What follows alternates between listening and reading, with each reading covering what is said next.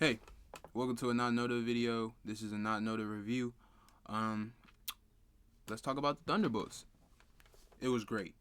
The Thunderbolts was great. Now, this is coming from somebody who is, and I just saw something that was like, the MCU has now been around for 22 years. I am 19. The MCU has been around longer than I've been alive. Um, So basically, I've grown up with these movies. These movies have been movies that I've basically analyzed in my head over time because I love superhero movies. I love superhero movies. Not even just the Marvel ones. I love the DC ones too. So when it comes to movies like this, these are the movies that I love talking about. Um. So yeah, I just wanted to say that just to give a little what's the word? What's the word? A little what's the word? Little details before I basically go into my review.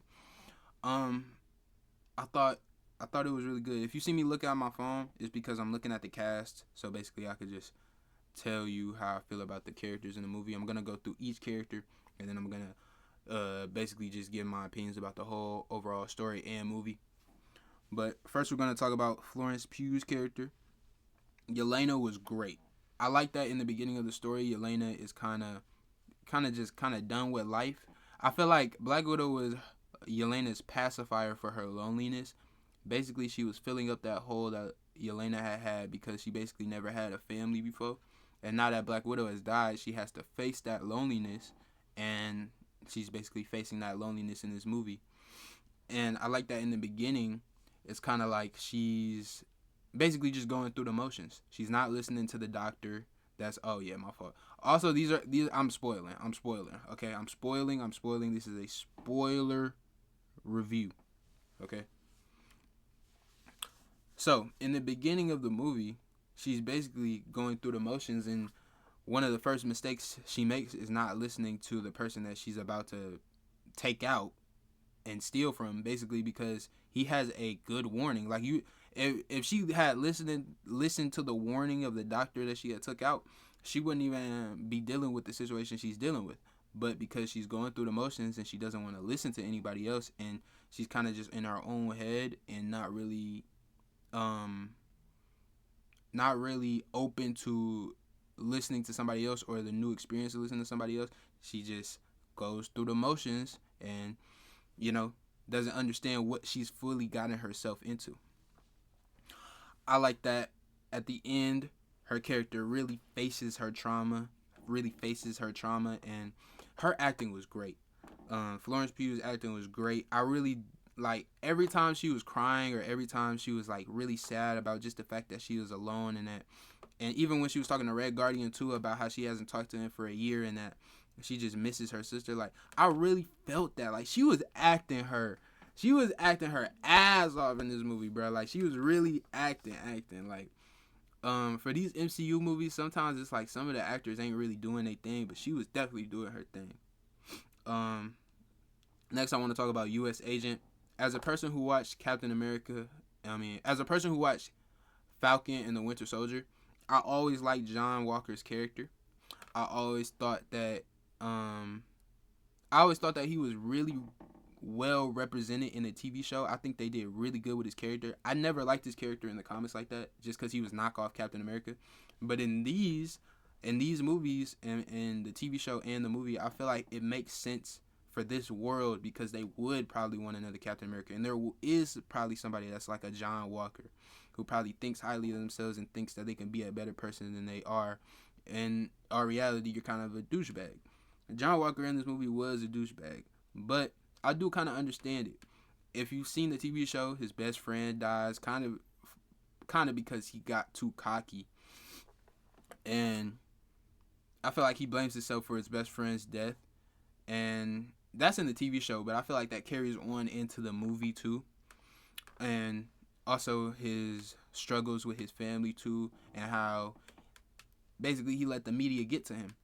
And also, I like how in this, there's this one scene that he has with the Sentry where the Sentry is basically like, "You're supposed to be Captain America. You're a douchebag," which is true. Cap would never bully the little guy. John in this, when he first meets the Sentry, he's like, what's this century? Oh, when you first meet Bob. When John first meets Bob, he's kind of bullying him. Captain America would not do that. Captain America is the type of person who used to be bullied and stood up for himself. So if Captain America was there, he would have stood up for Bob. He wouldn't have been on John's side. And I think that's good character writing that we get, because you're not supposed to be on John's side, but his actor is so good that it's like his scenes where his funniness comes off and his humor comes off. It's like you can understand. Like sometimes you can understand like a lot of his insults and a lot of his being mean isn't really coming from an honest place to where he wants to be mean. It's coming from a place where he's kind of just what's the word? Reflecting the negativity off because he feels a certain way about himself. It's hard for me to describe it, but John's character deals with a lot of emotional turmoil, and I feel like they played it really well in this movie. And I think his character is one of the real good, greatly written characters in the MCU. Like I really think that his character is like the movies ahead, the movies that we got planned in the future. I really can't wait to see where his character go. Next we got Alexei, played by David Harbour. I think I've seen David Harbour in a lot of roles. I think he always just plays the dad role way too well. Like literally way too well. He's always just got that dad energy. He always just has that really good, like, I can hang out with you energy. Like he plays his character so well. Like you want him to be in the movie all the time. Like when he was out of the movie, I was like, man, cause I really like him. Like I really like his character. He's really good in the movie. It's not really a lot for me to talk about with him personally, just cause he doesn't really play, I wouldn't say a big role in terms of how much he's in the movie. He kind of is just more Yelena's support and her therapy. But I will say that one scene, remember, spoilers, that one scene where the Void takes Yelena and he cries and breaks down. Come on. That was acting. That was acting. That's why I was happy that he was in this movie, just so Yelena has somebody to bounce off of. And we've also seen their characters interact before, so it was just nice just to see that story still continue and the care that he has. Because, like, at the end, you see these characters come together and you kind of understand why their team would now become like how the Guardians were. You kind of understand how their team would now become a family because they've shared this trauma. They've shared this bond that nobody else could get. Like they've been through something really dark together, and it wasn't really just a fight. It was dealing with their own personal demons, their own personal void, basically.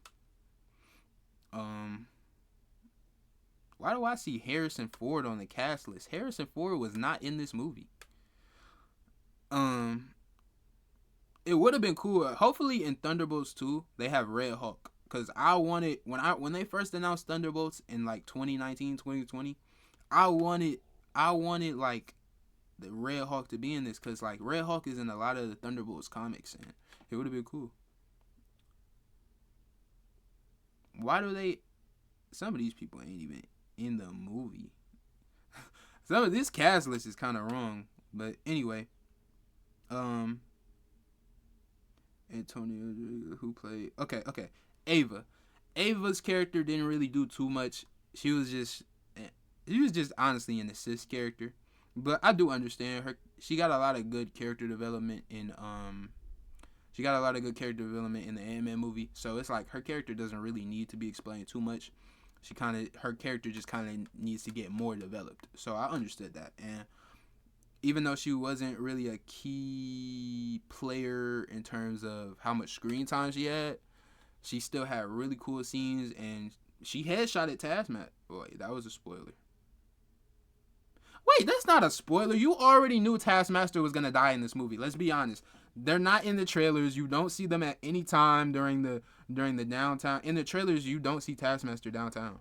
That's for a reason, my boy. It's not because the budget got short. It's because she got shot in the head. Now, when that did happen, I was shocked. Because it was literally a ghost that shot her in the head. Like, I did not expect that to happen. But let's see. Bucky. Bucky. Oh my gosh, bro. Bucky has been one of my favorite characters in the MCU since literally Captain America, the first Avenger. Like Bucky is at this point Bucky is that anchor character to where he's been in all of these movies. So it's like he just knows. Like he just knows what's going on. He knows how to handle it. And he's kind of just he kind of a lot of times kind of seems done with it. Like, man, I can't believe I still got to do this. And I think that's what's so cool about Bucky. Bucky is has the same coolness as Cap to me, where it's like it's not like they're trying. It's just they're doing the right thing, and that's why it's cool. Because they're just trying to do the right thing, and I like that. Sebastian Stan is amazing. He always takes his roles and like really like he wasn't even like doing too much for this role because it's not like he really had to do too much. Because like in his other movies, he really had to do a lot. Like in his other Winter Soldier acting, like I thought I was gonna get a scene with him in the Void where he goes and he fights his Winter Soldier self. It would have been cool to see. Didn't get to see it, but that's okay. Sebastian Stan has done his acting role as Winter Soldier. Okay, that one scene where he basically where the commands don't work on him anymore, and so he's not mind controlled no more. I think that was amazing. He acted that scene so well. The scene where he was with Cap and he was beating it up, and Cap was like, "I'm with you to the end of the line." Like Sebastian Stan, he don't have to act in this movie specifically because we've seen his character grow already, but it was nice. I really like it. Then we get to Sentry. Lewis Pullman, I gotta applaud you, my buddy. You became Bob. I don't know you as Lewis no more. I know you as Bob. Bob is honestly, he was definitely probably top 3 characters in this movie for me. And I love how his demeanor is, because it's like he has this void where it's like you look in his eyes and you see something is off, but he's such a cool, chill guy. It's not even like in a stoner way. It's like in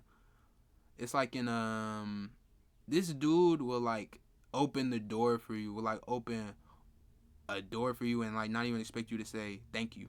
Like he the type of dude that just like so helpful. Like he's genuinely a good guy. Like Bob is genuinely a good guy, and then he has the void.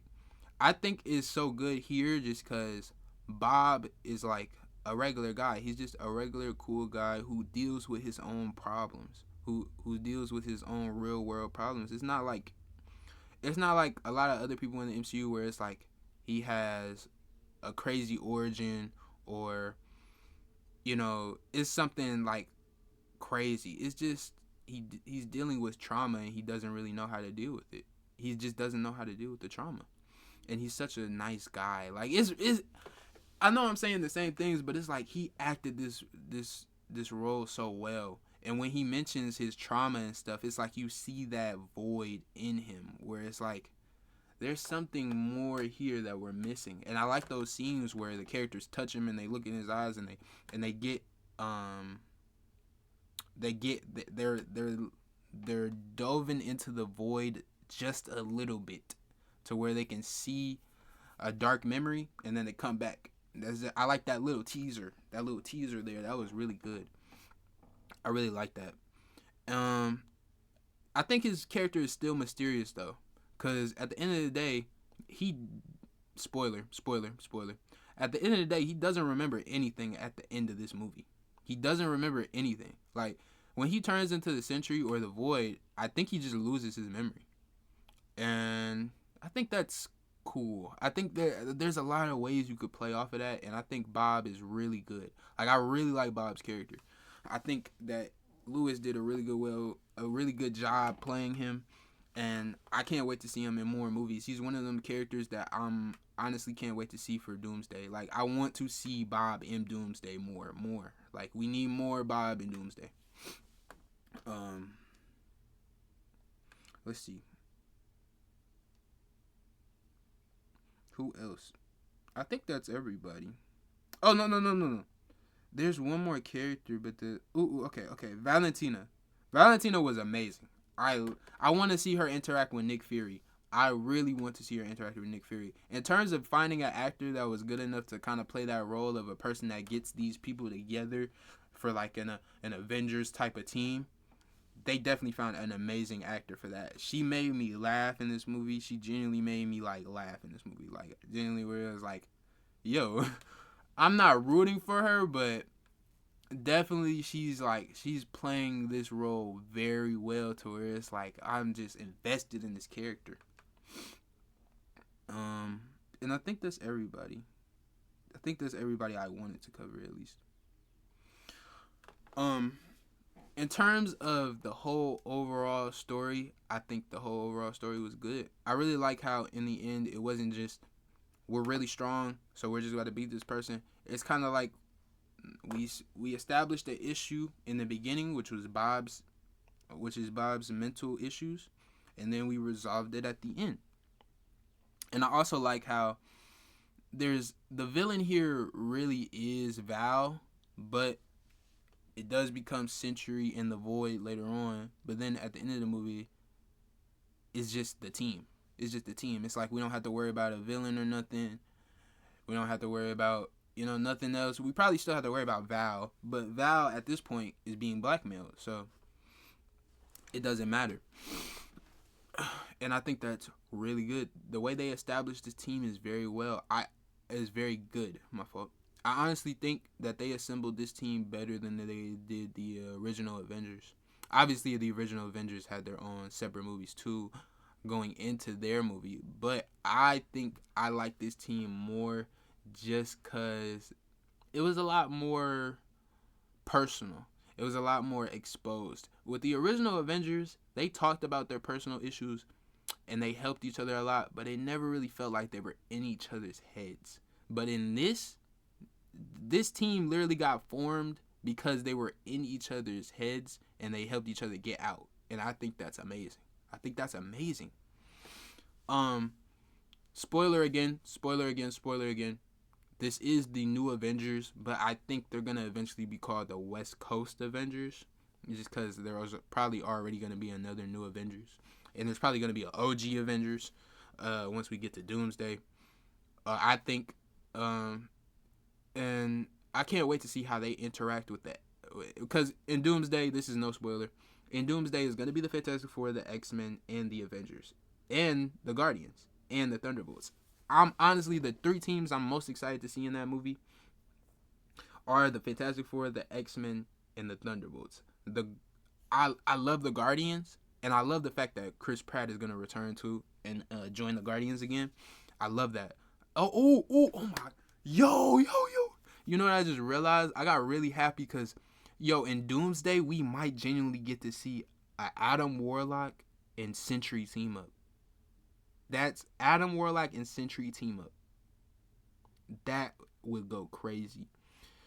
That is going to go crazy. But yeah, I can't wait to see how all these teams bounce off each other. I can't wait to see Rocket interact with Bucky again. Like, we're getting too far into it. But basically, I wanted to say something about the post-credit scene. Spoiler alert. Okay?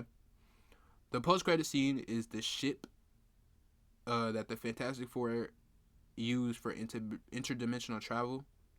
It goes directly to the main MCU. So basically, they see the ship, and it's an unknown ship. So I'm thinking at the beginning of Doomsday, they're gonna probably go investigate that ship, and then that's how Doomsday is gonna start, with basically them telling them about the incursions and stuff and what happened to their world. Well, I think it's gonna be like this. I think the Fantastic Four are gonna go to the main MCU and cause an incursion, and then that's gonna be how Doomsday starts.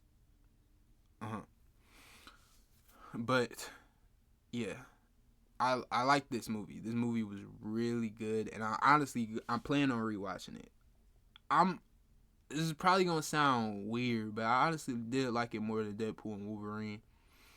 I think I like it equally, actually, just because Hugh Jackman's performance is like you can't really compare that to a lot of people. But I think Thunderbolts and X-Men and Deadpool is probably and Guardians 3. Those are probably my top 3 favorite movies to come out of Phase 5. And I can't wait to see what happens in Phase 6. Also to me, Fantastic Four is basically just Phase 6. That's basically a part of Phase 6 for me. I'm not gonna count that as Phase 5. But yeah, that's my review. I know it's all over the place, but I hope that I could at least make it a little consistent. Let me know what you think about the movie. Let me know if you like the movie. Yeah, that's all I gotta say. Have a nice day.